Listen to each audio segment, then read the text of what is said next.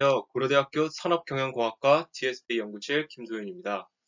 오늘 영상에서 다룰 주제는 Weekly Supervised Learning입니다. 그 중에서도 텍스트 분류 과업에 대한 내용을 살펴보고자 하며 소개해 드릴 논문의 제목은 Weekly Supervised Text Classification Based on Keyword Graphing입니다. 논문의 목차에 따라서 내용을 준비해 보았습니다. 내용을 한번 살펴보겠습니다. 가장 먼저 큰 핵심 주제인 Weekly Supervised Learning에 대해서 살펴보겠습니다. 위클리 슈퍼바이스 러닝이란 노이지하고 제한적인 정보들을 이용해서 우리가 수행하고자 하는 지도학습을 진행하기 위해 대량의 학습 데이터에 라벨링을 시도하는 방식의 머신러닝 방법론 계열입니다. 쉽게 말해 궁극적으로 예측하고자 하는 값을 좀 더 정확히 예측하기 위해 이와 연관된 정보를 활용하여 학습을 진행하는 방법론이라고 할 수 있습니다. 여기서 부가 정보라고 하면 데이터의 메타 정보가 될 수도 있고 외부 지식 또는 직접적이지는 않지만 연관된 정보 모두를 일컫는다고 볼 수 있습니다. 그럼 Weekly Supervised Learning을 활용할 수 있는 부분을 살펴보면 먼저 전체 데이터 중 일부만이 라벨을 가지고 있을 때입니다. 그럼 다들 이 Semi Supervised Learning을 생각하실 텐데요. Weekly Supervised Learning이 조금 더 상위 개념이라고 생각하시면 되겠습니다.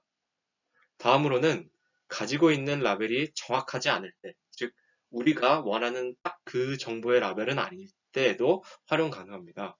결과적으로 우리가 원하는 정보의 라벨을 얻기 위해 많은 노력이 필요할 때 이 Weekly Supervised Learning이 적용된다고 볼 수 있습니다. 하단의 자료에서 Weekly Supervised Learning에 대해 소개하고 있습니다. 그래서 Weekly Supervised Learning을 크게 다음과 같이 세 가지로 구분해 설명하고 있는데요. Incomplete Weak Supervision, Inexact Weak Supervision, 그리고 Inaccurate Weak Supervision 이렇게 세 개로 분류하고 있습니다. 그래서 하나씩 살펴보도록 하겠습니다. 첫 번째, Incomplete Weak Supervision입니다. 그래서 정확한 라벨이 보시는 바와 같이 일부 데이터에만 존재하는 상황에서 필요한 방식입니다. 그래서 액티브 러닝과 세미 슈퍼바이즈 러닝으로 분류할 수 있는데요. 액티브 러닝은 이 정확한 라벨 획득을 위해서 전문가에게 요청하는 것으로 가장 이상적인 방법이 될 것입니다.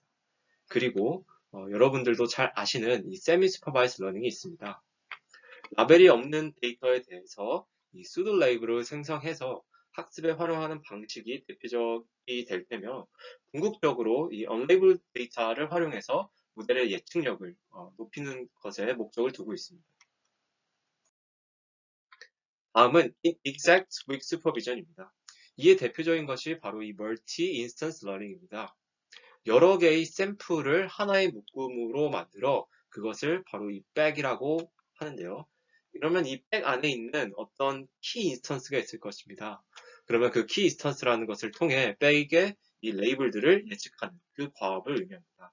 즉, 여러 개의 샘플이 하나의 샘플로 인해 레이블링이 되는 셈이고, 백을 구성하는 방법이나 이 키 인스턴스를 찾아내거나 설정하는 방법이 각 방법론의 핵심이 됩니다. 그래서 주로 이미지 세그멘테이션에서 활용되고 있습니다. Inaccurate Weak Supervision입니다. 좀 전에 보신 inexact와 의미상으로는 동일한 것이 아닌가라고 볼 수 있는데요. 좀 상황이 다릅니다. 이 Inaccurate Weak Supervision은 샘플 단위로 주어진 레이블이 정확도를 확보하지 못할 때의 상황에서 적용되는 것으로 궁극적인 목표는 바로 이 라벨링이 잘못된 샘플을 찾아내는 것입니다. 대표적인 방법으로 이 데이터 에디팅 어프로치가 있는데요. 이를 설명해 보면 우선 모든 학습 데이터에 이렇게 정확성이 확보되지 않는 라벨들이 존재합니다. 그리고 학습 데이터를 가지고 각 샘플이 노드가 되는 그래프를 그리게 되는데요. 그렇게 그래프를 구축하고 일련의 과정을 통해 이 노드 간의 엣지 연결의 유무 혹은 가중치를 구하게 됩니다. 이때 서로 다른 라벨의 노드를 잇는 이 엣지를 바로 cut 엣지라고 표현을 하는데요. 이 엣지의 가중치 비교를 통해 suspicion 포인트를 확인하고 이 suspicion 포인트의 cut 엣지로 연결된 이웃 노드들의 정보에 따라서 해당 suspicion 포인트의 샘플이 제거되거나 라벨이 변경됩니다. 하나의 예시를 살펴보면 지금 보시는 바와 같이 얘가 우선 suspicion 포인트냐 좀 의심스러운 녀석이냐 봤을 때 이 주위 노드들이 모두 다 혹은 컬 엣지가 없는 경우는 아니다 라고 볼 수 있고, 컬 엣지가 존재하는 경우 이 두 가지로 볼 수 있고, 특히 첫 번째의 경우는 이웃 노드들이 모두 다 같은 레이블을 나타내고 있지 않은 경우입니다. 그럴 때는 이 중앙 이 서스피션스 포인트를 제거하게 되는 거고, 반면 이웃 노드들의 레이블이 모두 동일할 때는 서스피션스 포인트를 이제 이웃 노드들의 라벨로 변경하게 되는 것입니다. 슈퍼바이스 러닝에 대해서 잠깐 짧게 살펴보았는데요. 우리가 잘 알고 있는 이 지도 학습, 그리고 비지도 학습, 준지도 학습 간의 관계를 그림으로 표현해 보았습니다. 그래서 앞서 살펴본 대로 위클리 슈퍼바이스 러닝은 이 세미 슈퍼바이스, 준지도 학습을 포함하는 상위 개념이며 지도 학습 쪽에 좀 더 가깝지 않은가 생각합니다. 한편으로 이제 바로 연이어 살펴볼 논문의 방법론에서 학습 과정을 살펴보면 언레이블드 데이터를 활용하고 있는 모습을 볼 수 있는데요. 이런 점에서는 이제 비지도 학습 방식과 일부 유사한 부분이 있지 않을까 생각합니다. 본격적으로 오늘 소개해드릴 논문의 내용을 살펴보겠습니다.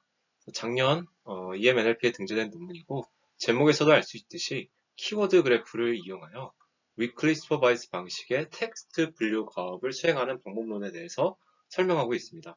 이 방법론의 이름은 클래스 KG이고요. 방법론에 연관된 내용들을 다음과 같이 키워드 그래프로 나타내 보았습니다. 지금 당장 이해가 되지 않으실 거예요.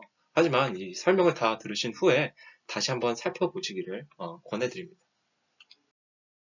말씀드린 대로 본 방법론은 키워드 그래프를 이용하여 위클리 슈퍼바이즈 방식의 문서 분류 과업을 수행하는 방법론입니다. 그래서 위클리 슈퍼바이즈 텍스트 클래시피케이션, 이제 줄여서 WTC라고 하는데요.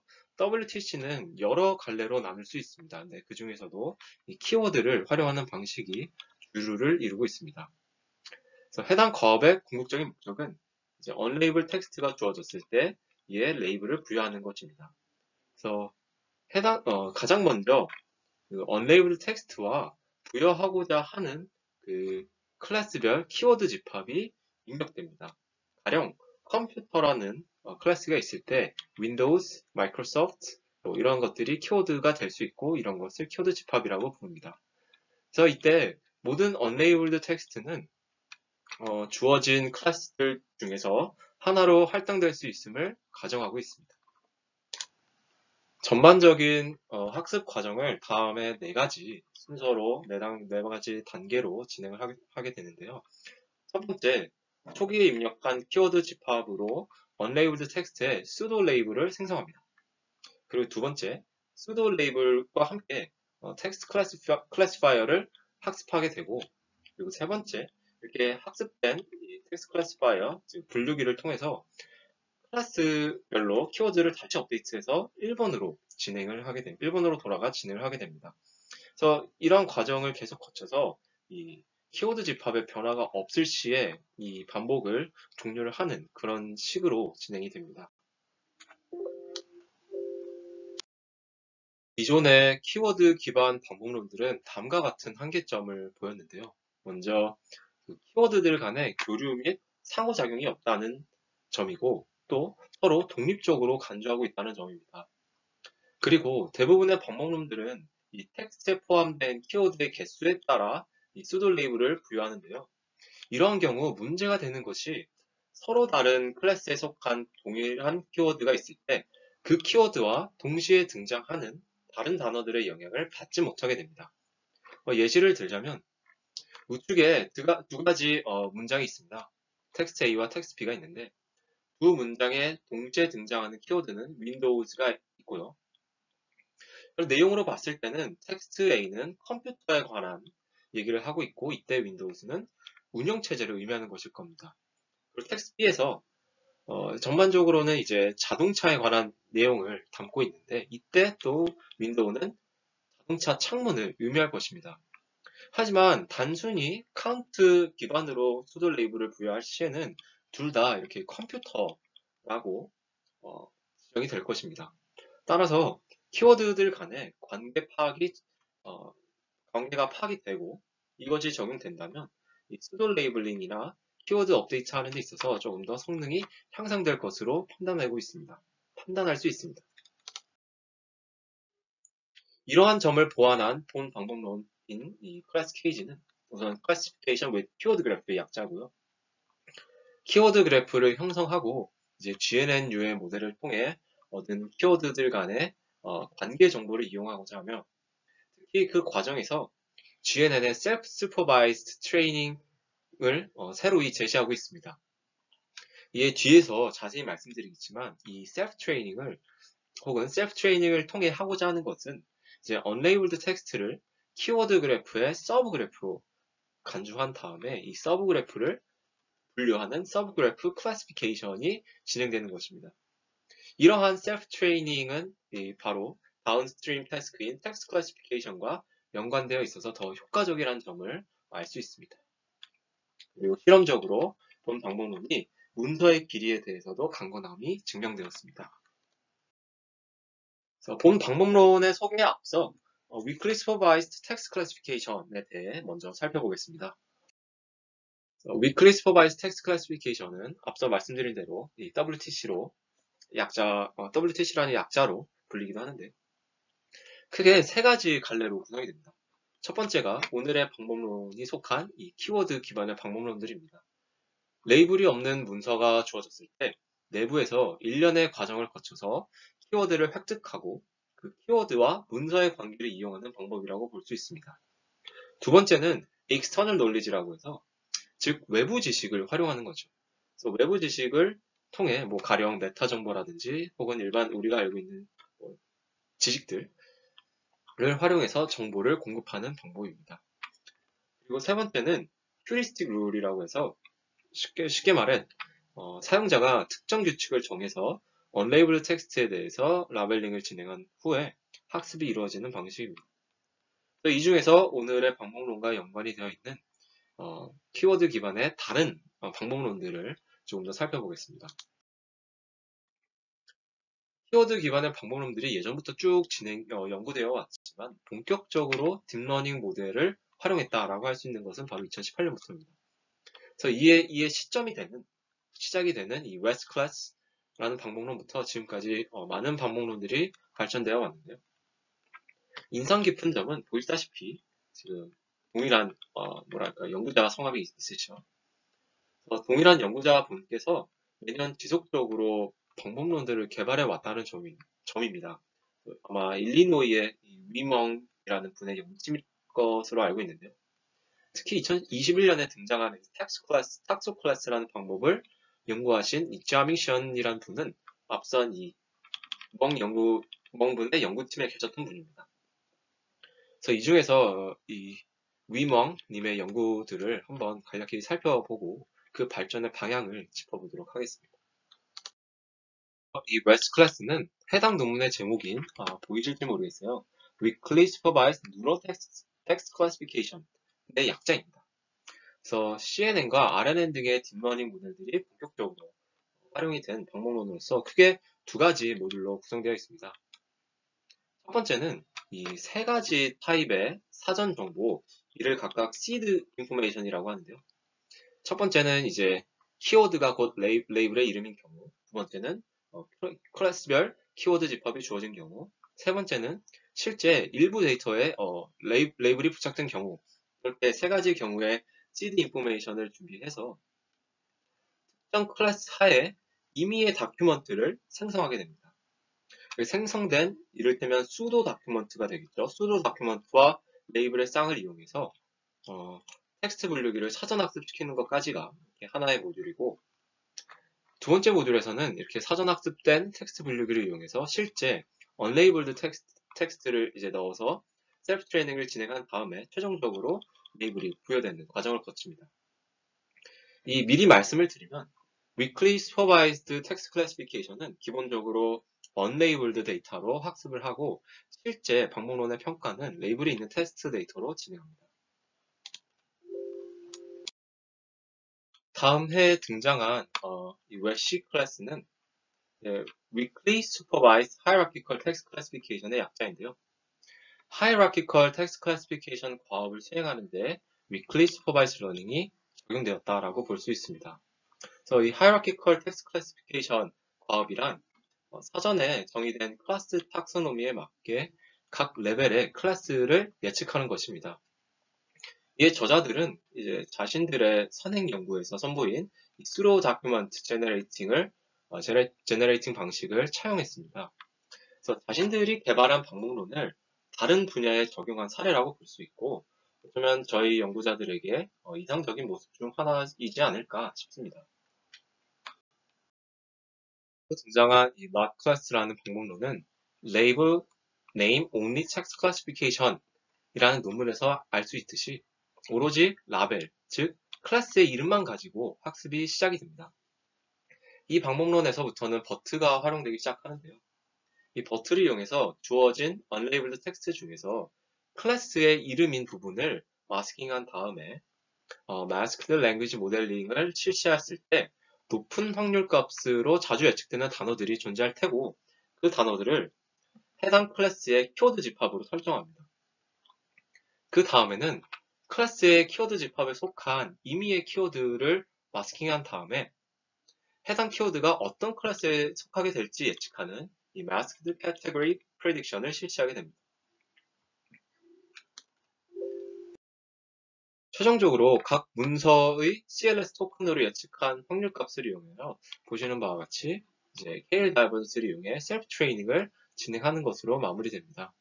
그래서 버트의 특징을 아주 잘 살린 신선한 아이디어였다고 생각이 듭니다. 드디어 오늘의 주인공을 살펴보도록 하겠습니다. 문제의 상황을 다시 정리해보면 우선 카테고리별 집합과 레이블이 없는 문서들이 입력됩니다. 이때 카테고리별 키워드 집합은 사용자가 초기값으로 설정하고 말씀드렸다시피 모든 텍스트들은 주어진 클래스 중에 하나로 할당 가능함을 가정하고 있습니다. 실제 실험으로 활용한 데이터셋의 예시를 다음과 같이 준비해보았습니다. 궁극적으로 이 메소드를 통해 이 unlabeled 텍스트에 레이블을 부여하는 것이 목적이 되겠습니다. 방법론의 전반적인 흐름을 그림을 통해 설명드리도록 하겠습니다. 맨 먼저 말씀드렸다시피 각 클래스에 해당하는 초기 키워드 집합을 설정합니다. 그 다음 unlabeled 텍스트에서 각 키워드 간의 core occurrence를 기반으로 이 키워드 그래프를 형성하게 됩니다. 그리고 그 다음 파트가 중요한데요. 이 unlabeled 텍스트 내에 존재하는 키워드들을 이용해서 unlabeled 텍스트를 서브 그래프로 반주합니다. 그래서 이 서브 그래프를 특정 카테고리로 할당하는 어노테이터 역할을 하는 이 GNNU의 모델이 있는데요. 이것들을 이용해서 일련의 셀프 슈퍼바이즈 태스크로 프리트레이닝을 진행합니다. 그 후에 파인 튜닝을 진행한 다음에 서브 그래프, 즉 unlabeled 텍스트에 pseudo 레이블을 부여합니다. 그 다음에 pseudo 레이블을 가지고 텍스트 클래시파이어를 학습한 다음에 최종적으로 이 unlabeled 텍스트의 레이블을 정하게 됩니다. 그렇게 됐을 때 해당 레이블에 따라서 이제 키워드 집합을 새로이 업데이트합니다. 그래서 여기까지가 하나의 이터레이션이고 이러한 과정을 수차례 반복한 뒤에 클래스별 키워드의 집합의 변화가 적으면 이 반복을 중단합니다. 가장 먼저 키워드 그래프 형성 과정부터 보면 당연히 노드는 키워드가 될 것이고 노드의 인베딩 벡터는 이제 클래스와 전체 그 키워드 인덱스죠. 인덱스에 원활 인코딩한 것을 서로 결합해서 나타내고 있습니다. 다음 노드를 연결하는 엣지는 이제 본문에 따르면 키워드가 연이어 등장할 시에 연결해 준다고 하는데요. 이때 엣지의 가중치는 동시 발생 횟수, 코어 오커런스의 횟수로 설정합니다. 네, 좀 전에도 제가 강조드렸다시피 가장 중요한 부분 중 하나인데요. 바로 unlabeled 텍스트를 키워드 그래프의 서브 그래프로 변형하는 부분입니다. 우측 상단의 예시처럼 unlabeled 텍스트에 등장하는 키워드들을 이제 키워드 그래프의 노드와 매칭시킵니다. 그럼 해당 노드들을 연결하는 엣지와 함께 자연스럽게 서브 그래프가 형성이 될 텐데요. 이렇게 되면 unlabeled 텍스트에 pseudo 레이블을 부여하는 것은 서브 그래프를 차원의 분류 문제로 변환할 수 있다는 점입니다. 이때 어노테이터로 불리는 GNNU의 모델, 정확히는 이제 GIN 모델을 활용했는데요. 이 GIN 모델이 이를 수행하는 것입니다. 그래서 GIN 내에서 메시지 패싱의 과정은 보시는 바와 같습니다.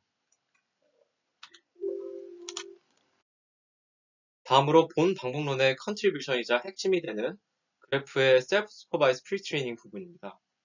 앞서 말씀드린 대로 어노테이터를 통해 그래프 클래시피케이션을 수행하고자 하기 때문에 이와 연관되어 있는 이 셀프 슈퍼바이즈 태스크를 제안합니다. 바로 이 랜덤 워크로 형성된 임의의 그래프를 잘 분류하는 그런 프리트레이닝 테스트가 될 텐데요. 과정을 하나씩 살펴보겠습니다.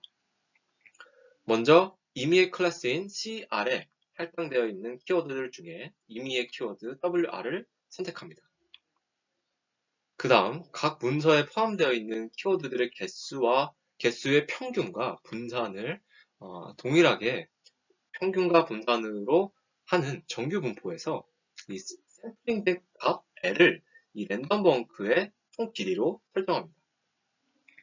그리고 노드 i에서 j로 넘어갈 때의 확률을 동시 등장 횟수 코어커런스를 기반으로 확률을 부여한 다음에 앞서 선택한 임의의 키워드인 WR부터 시작해서 이 L스텝의 랜덤 워크를 실시해서 임의의 그래프를 하나 형성을 합니다.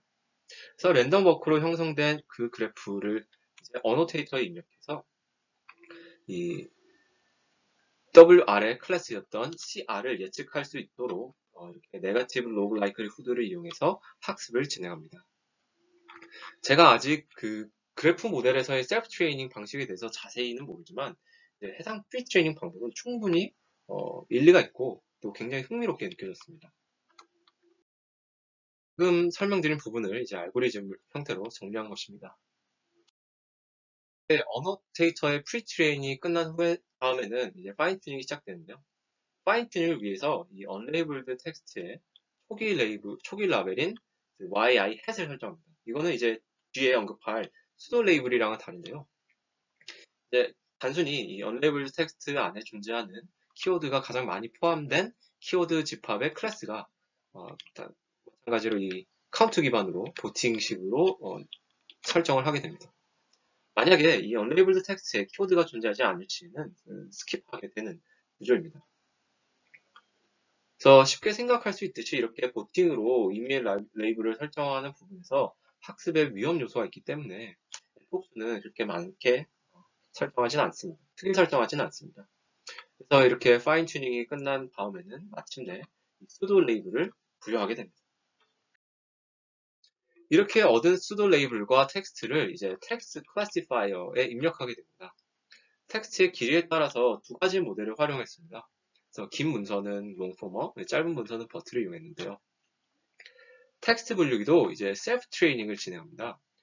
일반적인 언어 모델의 셀프 트레이닝과 유사하게 예측 확률과 이 수도 레이블 간의 KL 다이버전스가 가꿔지도록 학습하는 것입니다. 그래서 텍스트의 클래스가 일정 수준 이하의 비율로 변할 시 이를 중단하고 최종적으로 unlabeled 텍스트에 레이블을 부여하게 됩니다. 이렇게 새로이 부여받은 클래스를 바탕으로 이제 키워드 집합을 새로이 추출합니다. 기존 TF-IDF를 구하는 식에서 이제 IDF의 값을 좀 더 증가한 그런 식을 이용해서 각 단어의 스코어를 산출하게 되고 상위 Z개의 단어가 추출된다고 보시면 됩니다. 그래서 결국에는 이 IDF의 지수와 추출하는 단어의 개수가 하이퍼 파라미터가 되는 것이고요. 그래서 여기까지가 이제 한 번의 이터레이션이 마무리되는 것입니다. 그래서 이러한 과정을 수차례 반복하여 보시는 식과 같이 키워드 집합의 변화가 사전에 정의된 이 threshold보다 작을 때 학습을 종료합니다. 그럼 실험 결과를 한번 살펴보겠습니다. 실험에 사용된 데이터셋입니다. 긴 문서에 해당하는 2개의 데이터셋과 짧은 문서에 해당하는 4개의 데이터셋을 실험했습니다. 긴 문서의 경우는 사용자가 클래스별 초기 키워드를 직접 지정하였고 짧은 문서의 경우는 레이블의 이름을 단일 키워드로 설정해서 그리고 특히 이제 클래스별 최대 4개의 키워드만을 활용하는 식으로 실험을 진행했습니다. 실험 설정과 관련해서도 직접 논문에서 언급하고 있고요. 전반적인 실험 코드를 살펴보고 싶으신 분들은 이제 저자들이 공개한 GitHub 사이트를 확인해 보시면 되겠습니다. 메인 실험에 대한 결과를 살펴보면 이제 관습에 따라서 롱 텍스트의 경우는 F1 스코어를 이용하고 있고 그 다음에 숏 텍스트의 경우는 어큐리시를 이제 평가 지표로 이용하고 있습니다. 두 가지 경우 모두 해당 방법론이 타 방법론들보다 역시나 좋은 성능을 보이고 있음을 확인할 수 있습니다. 특히 숏 텍스트의 경우는 앞서 말씀드렸다시피 초기에 이제 클래스의 이름만으로 키워드를 설정했음에도 불구하고 이게 성능이 좋다는 것을 확인할 수 있습니다. 저자들은 되게 다양한 어블레이션 실험을 진행했습니다. 그래서 모두 이제 롱 텍스트에 해당하는 20 뉴스 그룹이라는 데이터셋을 활용했다는 점을 미리 말씀드립니다. 그래서 가장 먼저 살펴볼 부분은 이 서브 그래프 어노테이터의 역할입니다. 그래서 사전 학습된 어노테이터, 사전 학습되지 않은 어노테이터, 그리고 어노테이터가 없는 경우 이렇게 총 3가지로 나누어서 살펴보았는데요. 어노테이터가 없는 경우에는 키워드의 카운트 기반으로 수도 레이블을 생성하였습니다. 예상대로 이 서브 그래프 어노테이터를 프리트레이닝 한 것이 가장 좋은 모습을 보였고 비록 사전 학습을 진행하지 않더라도 어노테이터가 없는 상황보다 그래도 어노테이터를 활용하는 그 상황이 좀 더 좋은 성능을 보이고 있음을 알 수 있습니다. 그래서 이를 통해서 어노테이터의 역할이 절대적으로 중요하다는 것을 알 수 있었고 더 핵심적으로는 저자들이 처음에 혹은 제가 인트로덕션에 언급한 바와 같이 키워드들 간의 상호작용의 효과를 확인할 수 있다고 볼 수 있습니다. 그리고 본 방법론에서는 GNN 모델 중 이제 GIN을 어노테이터로 활용하였는데요. 다른 GNN 모델인 GCN과 GAT를 활용하였을 때의 결과도 보여주고 있습니다. 네, GIN이 역시나 가장 좋은 성능을 보이고 있습니다. 다음으로 클래스별 선택되는 키워드 개수에 따른 결과 비교입니다. 50개, 100개, 300개의 경우로 나누어서 진행했는데요. 결과적으로 클래스별 추출되는 키워드 개수가 많을수록 좋지만 100개와 300개가 선택될 경우는 이제 거의 차이가 없음을 보여주고 있습니다. 그래서 이런 점을 바탕으로 이제 키워드의 개수가 어느 수준 이상부터는 그렇게 큰 영향을 주지 않는구나라고 확인할 수 있습니다. 키워드를 업데이트할 때 키워드의 스코어를 각 단어의 스코어를 결정하는 이 TF-IDF 책에서의 IDF의 지수 값의 변화에 따른 결과입니다. 개인적인 생각으로는 우선 IDF의 지수가 클수록 문서 타원의 단어 출현 여부의 비중이 커지고 이에 따라서 턴 프리퀀시의 영향력이 줄어들고 그렇게 되면 조금 더 흔하지 않은 단어들이 추출되는 경향이 있지 않을까라고 생각이 듭니다. 그래서 실험 결과 이 IDF의 지수값을 증가할수록 이제 좋은 성능을 나타냈지만 실제 unlabeled 텍스트에 포함되는 키워드의 개수가 적어지므로 저자들은 최적의 값으로 이 m을 4로 이제 설정했다고 합니다. 그 밖으로 이제 텍스트 클래시파이어를 롱포머가 아닌 이제 HAN 모델로 바꾸었을 경우와 어노테이터인 GIN의 레이어 수 그리고 이제 어노테이터의 파인 튜닝 시의 에폭 수의 변화에 따른 그 결과들을 보여주고 있습니다. 특히 이 파인 튜닝의 에폭 수를 증가하였을 때 초반에는 성능이 오르는 듯 하지만 어느 시점부터는 이제 오히려 더 하락하는 모습이 나타났네요. 개인적으로 이 부분이 좀 인상적으로 보였습니다. 실제 그 예시를 한번 살펴보면은 좌측은 2번의 이터레이션이 진행되기까지 이 테크놀로지라는 클래스의 키워드 집합의 변화를 나타냅니다. 꽤나 그 키워드들이 좀 잘 선정된 것을 볼 수 있고요. 우측은 2번의 이터레이션이 진행된 다음에 카운트 기반으로 이제 클래스를 예측한 것과 어노테이터를 이용하여 예측한 결과를 실제 라벨과 비교해서 나타내고 있습니다. 확실히 이제 어노테이터를 활용하는 게 훨씬 더 정확한 것을 확인할 수 있습니다. 그럼 이제 마무리를 한번 지어보도록 하겠습니다. 저희는 Weakly Supervised Learning이 무엇인지, 그리고 키워드 그래프를 이용한 Weakly Supervised Text Classification 방법론인 클래스 KG를 살펴보았습니다. 다시 정리해보면은 클래스별 키워드를 설정하고 해당 키워드들로 그래프를 형성한 후에 이제 학습 대상이 되는 unlabeled 텍스트를 키워드 그래프의 서브 그래프로 간주하게 됩니다. 그리고 서브 그래프에 어노테이션을 수행하는 GNN을 특정 방식으로 사전 학습을 한 후에 파인튜닝까지 하게 되고, 파인튜닝이 완료된 어노테이터로 이제 수도 레이블을 부여합니다. 그래서 이렇게 수도 레이블이 부여된 unlabeled 텍스트를 가지고 실제 텍스트 분류기를 학습을 하게 되고요. 이렇게 텍스트 분류기까지 학습이 완료가 되면 새롭게 키워드들을 업데이트를 하고, 이렇게 키워드들의 집합의 변화가 적을 때까지 앞선 일련의 과정들을 계속해서 반복하게 됩니다. 비록 해당 논문을 통해 Weakly Supervised Text Classification이란 과업을 처음 접하였지만 방법론의 각 요소들이 어렵지 않았고, 다른 연구들의 내용을 살펴보지 않아도 본 방법론을 충분히 이해할 수 있었습니다. 말씀드렸다시피 GNN을 이제 랜덤 워크를 이용해서 프리트레이닝 하는 방법이 굉장히 인상적이었습니다. 그리고 생각보다 이 키워드를 추출하는 방식이 의외로 단순해서 이 부분을 뭔가 발전시킬 수 있지 않을까 싶고, 그리고 텍스트 클래시파이어에서 혹여라도 존재할 이 네거티브 트랜스퍼를 방지해 줄 수 있는 장치가 있으면 좋겠다라는 생각을 가질 수 있었습니다. 제가 실제로 코드를 실행시켰을 때 프리트레이닝이나 뭐 셀프 트레이닝 등이 많기 때문에 이로 인해서 시간이 좀 다소 소요됨을 확인할 수 있었습니다. 그래서인지 코드 상황에서 이제 멀티 GPU와 멀티 프로세스를 함께 활용하고 있었습니다. 네, 오늘 준비한 영상은 여기까지입니다. 다음에도 유익하고 재밌는 내용으로 찾아뵙겠습니다. 감사합니다.